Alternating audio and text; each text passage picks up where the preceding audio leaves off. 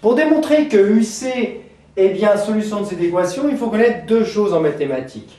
Eh bien, la première, c'est que la dérivée par rapport à x de cosinus à x plus b avec a et b constantes est égale à moins la dérivée de ce qui est à l'intérieur par rapport à x, c'est-à-dire petit a, moins a fois sinus de ax plus b.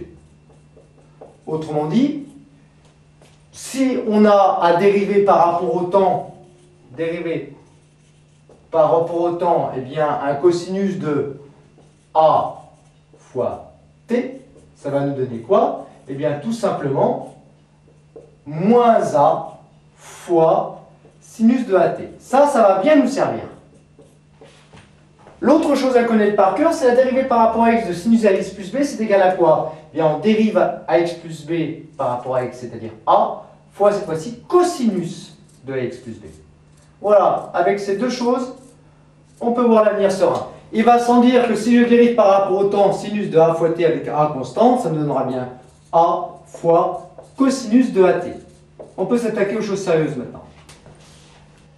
Attaquons-nous maintenant comme un mort de faim à cette dérivée de UC par rapport au temps. La dérivée par rapport au temps de m cosinus de 2pi sur t0 fois t est égale à quoi? Eh bien, on peut sortir um qui est une constante, um fois la dérivée par rapport au temps d'une constante fois t, ça fait cette constante, c'est-à-dire 2pi sur t0 fois moins sinus, donc fois moins sinus de 2pi sur t0 fois t. Voilà pour la dérivée première. Bon, pour tous ceux qui passent le code en ce moment, vous devez être nombreux, vous savez qu'après la première, on passe la seconde. Donc la seconde, c'est quoi? C'est tout simplement la dérivée seconde de UC par rapport au temps, c'est-à-dire la dérivée par rapport au temps de cette expression. Moins um fois 2pi sur t0 étant une constante, on peut le sortir de la dérivée, ça nous donne moins um fois 2pi sur t0 multiplié par la dérivée par rapport au temps d'un sinus a fois t, ça fait a, c'est-à-dire 2pi sur t0 fois cosinus de 2pi sur t0 fois t.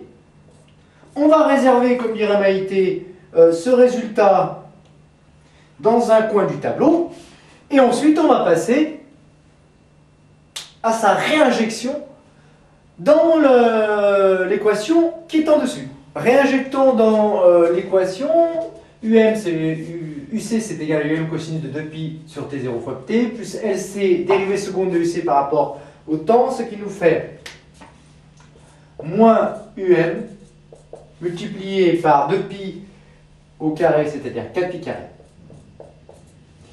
divisé par t0 carré, fois cosinus de 2pi sur t0 fois petit t. Bien, on peut mettre um cosinus de 2pi sur t0 fois petit t en facteur. Facteur de quoi? De 1 moins LC fois 4pi carré sur t0 carré égale 0.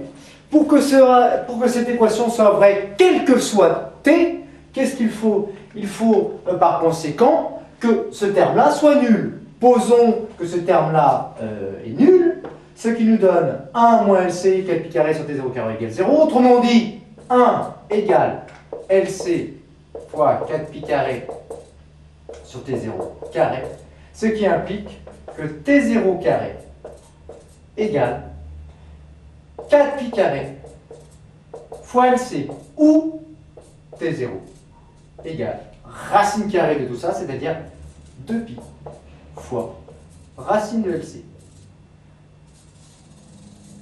Voilà. UC est bien solution de cette équation, si évidemment, si t0 égale 2pi fois racine de LC.